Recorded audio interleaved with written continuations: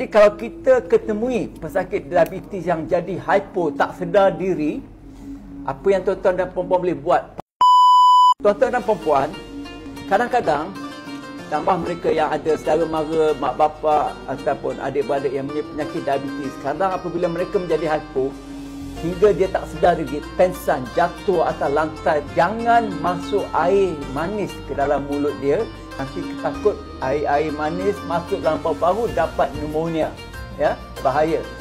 Jadi kalau kita ketemui pesakit diabetes yang jadi hypo, tak sedar diri, apa yang tuan-tuan dan puan-puan boleh buat? Paling mudah, ambil kurma, ya, buang biji dia, jangan bagi biji sekali, jangan tercekik pula.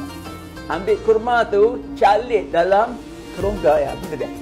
Calit, just calit dia.